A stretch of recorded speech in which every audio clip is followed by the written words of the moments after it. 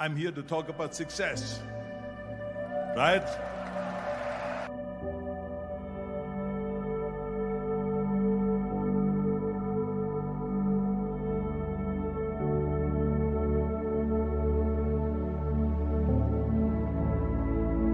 The first rule of success is to have a vision.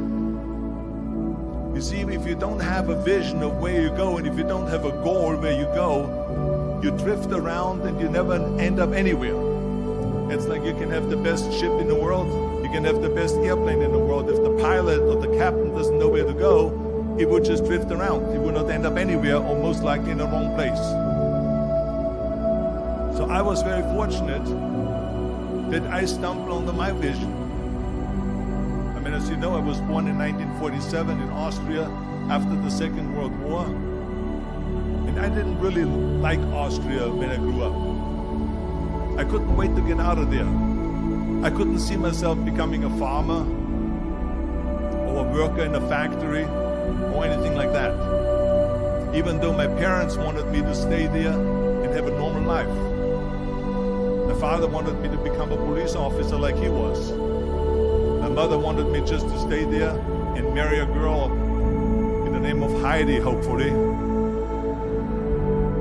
and have a bunch of kids and run around like the Van Trapp family in The Sound of Music.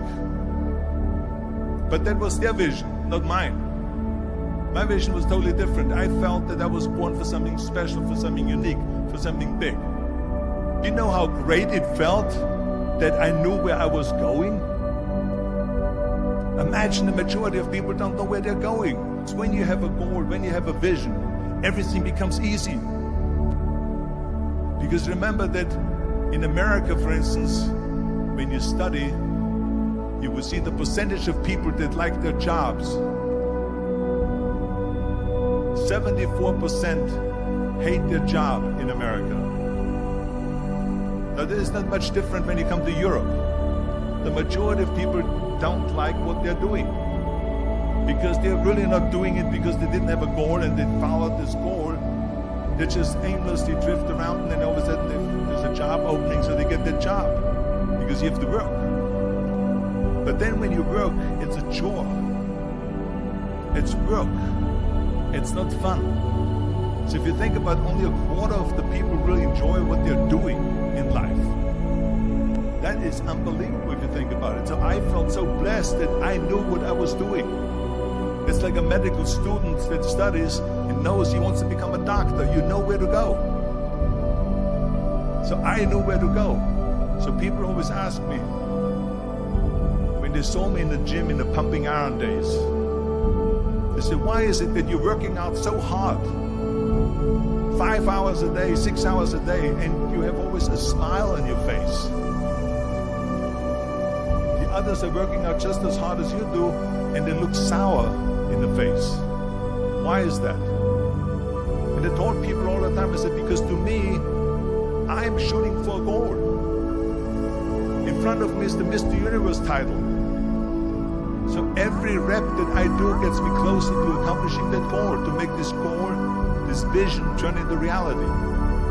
Every single set that I do, every repetition, every weight that I lift will get me a step closer to turn this goal into reality.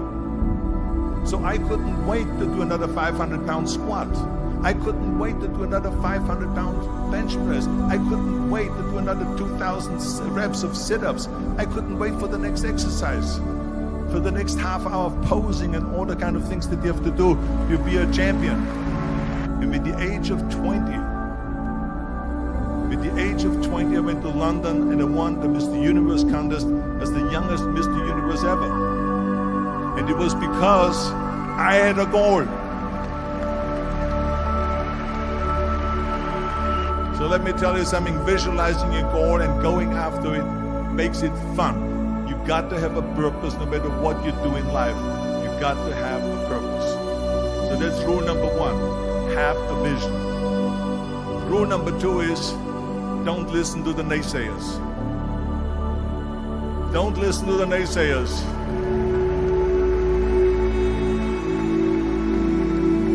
Everything I ever did, the thing that I heard out of people's mouth was, that's impossible. that can't be done or no. So whenever someone said to me, it can't be done, I heard it can be done. When they said no, I heard yes. And when they said it's impossible, I heard it is possible. I'm a strong believer of what Nelson Mandela said, that everything is always impossible until someone does it. Well, I'm going to be the one, I said to myself, I'm going to do it and I'm going to show it to them. Maybe it has never been done before. That's perfectly fine with me. But I'm going to do it. And I did not listen to the naysayers. Next thing, the third point that I'm going to make to you is, before we sit down with Jürgen and talk about the rest of the three, is work your ass off. There is no magic pill. There is no magic out there. You cannot get around. You have to work and work and work. And it drives me crazy when people say that they don't have enough time to go to the gym for 45 minutes a day and work out. Or to do something for 45 minutes to an hour a day to improve.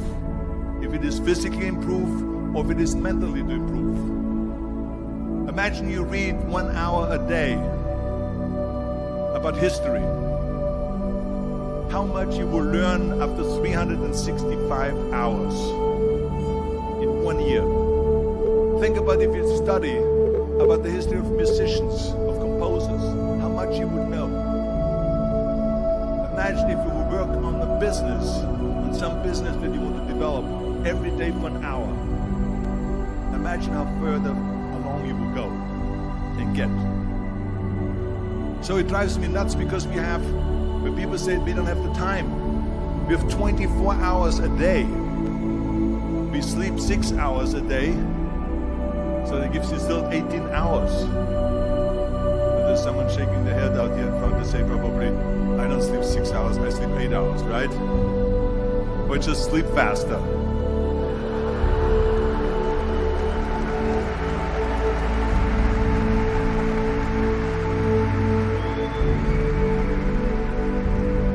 So we have 18 hours a day. The average person works around 8 to 10 hours. So let's assume it's 10 hours, so we have 8 hours left. Then you travel around an hour a day, maybe 2 hours a day. So now you have still 6 hours left. So what do you do with these 6 hours? What do you do with these 6 hours? Then we eat a little bit, then we schmooze a little bit, talk a little bit to people and all that stuff. But you can see how much time there is available if you organize your day. So you got to work hard. I mean, let me tell you something. When I went to America, I went to college. I went and worked out 5 hours a day.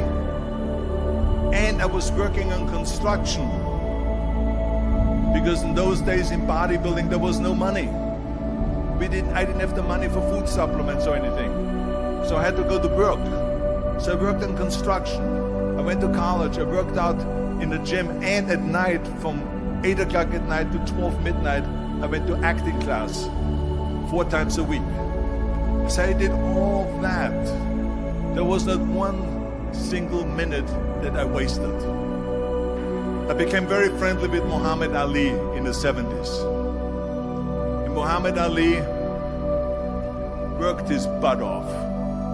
And I saw it firsthand. And I remember that there was a sports writer that was there in the gym when he was working out and he was doing sit-ups. And they asked him, how many sit-ups do you do? And he said, I don't start counting until it hurts.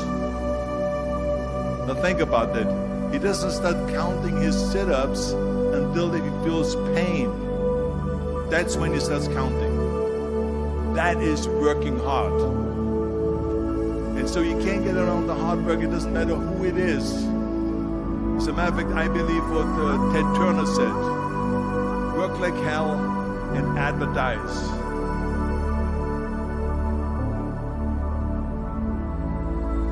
You get it? Work like hell, go to bed, and early to rise. Work like hell and advertise. So you work your ass off, and then you let the world know about your work. That's what it is all about. Let people know. If you have a company, if you have a movie, if you do a sports, work your ass off, but then advertise and let everyone know. I hate plan B. And I tell you why. Because we have so many doubters, as I've said earlier, the naysayers. We have so many of those people that say no, and you can't do it, it's impossible. That is okay, because we just turn off, as I said earlier, and we listen and we hear the no being a yes. You can't do it, you can't do it, and all of that.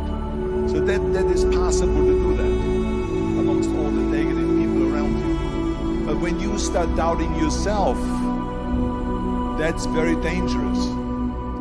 Because now what you're basically saying is that if my plan doesn't work, I have a fallback plan. I have a plan B. And that means that you start thinking about plan B, and every thought that you put into plan B, you're taking away now that thought and that energy from plan A.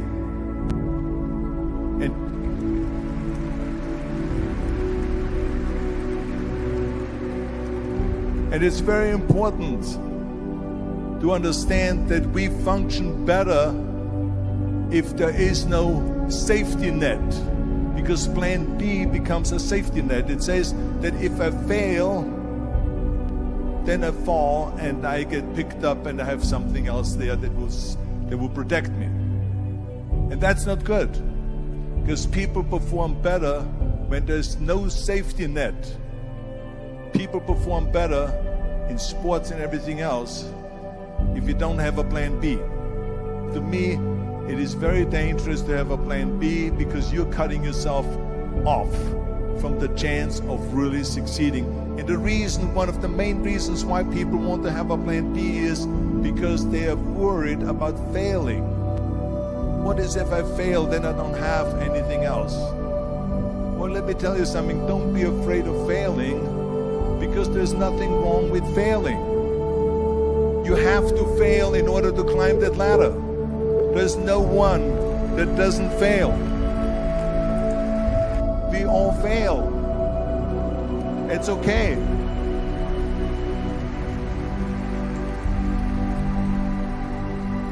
What is not okay is that when you fail, you stay down. Whoever stays down is a loser. And winners will fail and get up, fail and get up, fail and get up. You always get up. That is a winner. That is a winner. Hey, we all lose. We all have losses. This is okay. And this is why I say don't be worried about losing, because when you're afraid of losing, then you get frozen. You get stiff. You're not relaxed. You got to be, in order to perform well in anything, if it's in boxing or if it is on your job or with your thinking, is only happening when you relax. So relax. It's okay to fail. Let's just go all out and give it everything that you got. That's what it is all about. So don't be afraid to fail. This is one of my 6 rules to success. You can only feel complete as a person if you think about what can you do for your fellow member around you that maybe needs help. I felt like that. Everyone has a different motivation why you get into that. I was an immigrant going to America, and I saw how America was the most generous country in the world. I mean, they opened up their arms to me, they helped me, they invited me for Thanksgiving dinner. The people, they brought me, the bodybuilders in the gym brought me plates to my apartment because I had no plates, I had no silverware, I had no bedware, I had no pillows, I had no blanket, I had no TV, I had no radio, I had nothing. They brought it to my apartment. They helped me. And I saw that firsthand, this generosity in America. And I said to myself, as an immigrant that is being embraced with open arms, that I need to go and make sure that I give something back.